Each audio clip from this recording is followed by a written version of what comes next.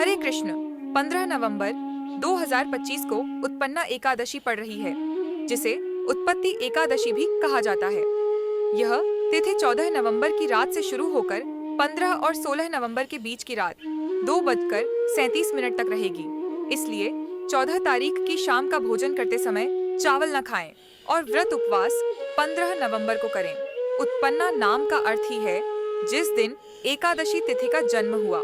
इस दिन भगवान विष्णु के शरीर से एकादशी देवी की उत्पत्ति हुई थी। कथा के अनुसार भगवान विष्णु जी ने एकादशी देवी से कहा, हे देवी, मैं तुमसे प्रसन्न हूँ, मुझसे वर मांगो। तब देवी ने भगवान से 3 वरदान मांगे। पहला वरदान, हे प्रभु, मुझे तीनों लोकों और चारों युगों सत्य, त्रेता, द्वापर और कलयुग में सर्वश्रेष्ठ और पूजनीय बनाइए। मैं सब तीर्थों में प्रधान बनूं, सब विघ्नों का नाश करूं और सबको सिद्ध प्रदान करने वाली बनूं। अर्थात एकादशी देवी ने यह वर मांगा कि जो भी व्रत करे उसके सब विघ्न दूर हों और कार्य सिद्ध हों। दूसरा वरदान, जो भी भक्त आपकी भक्ति से युक्त होकर श्रद्धा पूर्वक मेरा व्रत रखे, उनकी हर इच्छा पूर्ण हो और उन्हें भगवान की प्राप्ति हो। अर्थात जो भक्त एकादशी का व्रत करता है उसका मन भगवान में लग जाए, संसार से आसक्ति समाप्त हो और उसे परम सिद्धि भगवत प्राप्ति प्राप्त हो।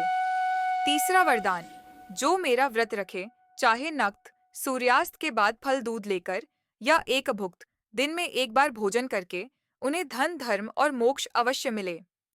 भगवान विष्णु ने भी कहा कि जो नक्त उपवास करता है उसे आधा पुण्य और जो एक भुक्त करता है उसे भी पुण्य मिलता है।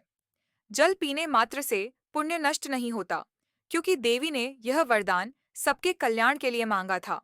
इसलिए आप फलाहार लेकर भी एकादशी का व्रत कर सकते हैं। बस ध्यान रहे, बाजार की वस्तुएं न खाएं। उपवास के नाम पर बिकने वाली चीजें आपके पुण्य को कम कर सकती हैं। एकादशी के दिन केवल फल और दूध लेना ही सात्विक उपवास माना गया है। इस प्रकार उत्पन्ना एकादशी के दिन देवी एकादशी ने भगवान विष्णु से 3 वरदान प्राप्त किए और इसी कारण यह तिथि सभी एकादशियों में सबसे श्रेष्ठ मानी जाती है।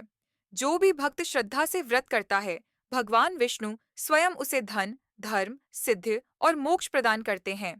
भगवान विष्णु ने एकादशी देवी से कहा, हे कल्याणी, तुम जो कह रही हो वह सब सत्य होगा।